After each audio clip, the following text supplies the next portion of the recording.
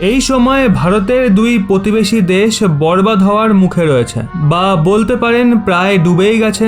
দুই দেশেরই সরকার পুরোপুরি বিফলে গেছে আর এখন কাজ করার মতো স্থিতিতে নেই।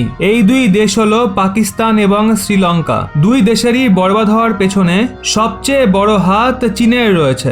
ভারত অনেকবার পাকিস্তান এবং শ্রীলঙ্কাকে সতর্কতাও দিয়েছিল, কিন্তু তারা মানেনি, আর এখন এর ফল ভুগছে। পাকিস্তান এবং শ্রীলঙ্কার এই হাল দেখে এখন নেপালেরও চক্ষু চড়ক গাছ হয়ে গেছে। সদ্যই নেপালের প্রধানমন্ত্রী ভারতে আসেন, আর উনি আগামী রণনীতি নিয়ে পিএম মোদির সঙ্গে কথা বলেন।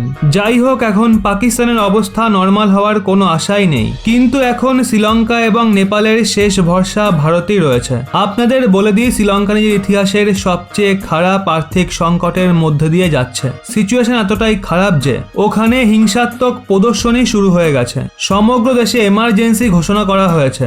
সিচুয়েশন এতটাই মারাত্মক যে শ্রীলঙ্কার কেন্দ্রীয় মন্ত্রিমণ্ডলকে ইস্তফা পর্যন্ত দিতে হয়। শ্রীলঙ্কাতে যা কিছুই হচ্ছে তাতে অন্যান্য দেশের চোখ খুলে যাওয়া উচিত। আপনাদের বলে দিই, শ্রীলঙ্কার এই আর্থিক সংকটের পেছনে একটা বড় কারণ চীনের গত 20 বছর ধরে ওখানে করা আর্থিক বিনিয়োগ। চীন শ্রীলঙ্কাকে প্রচুর ঋণ দেয়, আর এখন সেটা শ্রীলঙ্কা শোধ করতে পারছে না। আপনারা এটা জেনে হয়রান হয়ে যাবেন যে 2021 এবং 22-এ শ্রীলঙ্কার চীনের কাছে ঋণ $2 বিলিয়ন পর্যন্ত পৌঁছে গেছে। শ্রীলঙ্কার হাম্বানটোটা পোর্ট আগেই চীনকে 99 বছরের জন্য লিজে দেওয়া হয়েছে। এখন যখন শ্রীলঙ্কার কাছে নিজেকে বাঁচানোর সমস্ত বিকল্প শেষ হয়ে গেছে, তখন তাকে ভারতের দিকে দেখতে হচ্ছে। একটা সত্যিকারের প্রতিবেশী ধর্ম পালন করে ভারত এখন শ্রীলঙ্কাকে বাঁচানোর জন্য পুরো প্রাণ লাগিয়ে দিয়েছে।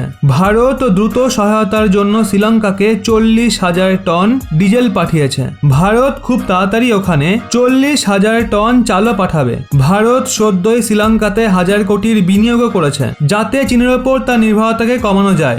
আপনাদের মনে করিয়ে দিই, কিছু সময় আগে ভারতের বিদেশ মন্ত্রী এস জয়শঙ্করও শ্রীলঙ্কা যাত্রায় গেছিলেন, আর উনি শ্রীলঙ্কাকে সব রকম ভাবে সহায়তা করার ভরসা দেন। চীনের জালে ফাঁসা পাকিস্তান, শ্রীলঙ্কা এবং আফ্রিকার অনেক দেশের অবস্থাকে দেখে এখন নেপাল বিপদ অনুভব করছে।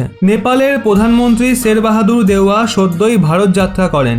বিদ্যুৎ, শক্তি এবং পেট্রোলিয়াম সাপ্লাইকে নিয়ে ভারত এবং নেপালের মাঝে সমঝোতা হয়েছে। নেপাল এখন আচমকা চীনের বদলে ভারতের ওপর ভরসা করা শুরু করেছে। নেপাল এখন চায় তাদের ওখানে ভারতের অংশীদারিত্ব আরো বেড়ে যাক। আপনাদের বলে দিই, নেপালের প্রধানমন্ত্রীর সঙ্গে দেখা করার পর পিএম মোদি একটা বড় কথা বলেন। পিএম মোদি বলেন, ভারত এবং নেপালের বন্ধুত্ব, আভ্যন্তরীণ সম্পর্ক এবং সংস্কৃতি প্রাচীন কাল থেকেই জুড়ে রয়েছে। অনাদি কাল থেকে আমরা একে অপরের সুখ দুঃখের সাথী। আপনাদের এটাও বলে দিই, ভারত এখন দুনিয়ার কেন্দ্রবিন্দুতে রয়েছে। দুনিয়ার অনেক বড় বড় দেশ ভারতের ওপর আশা নিয়ে বসে আছে। সে রাশিয়া হোক বা ইউক্রেন, ইউরোপিয়ান দেশ হোক বা শ্রীলঙ্কা, সবার ভারতকে নিয়েই আশা রয়েছে। বন্ধুরা, এই নিয়ে আপনাদের কি মনে হয়? ভারতের কি উচিত প্রতিবেশীর বিপদে এইভাবে ছুটে যাওয়া? অবশ্যই কমেন্টের মাধ্যমে জানান।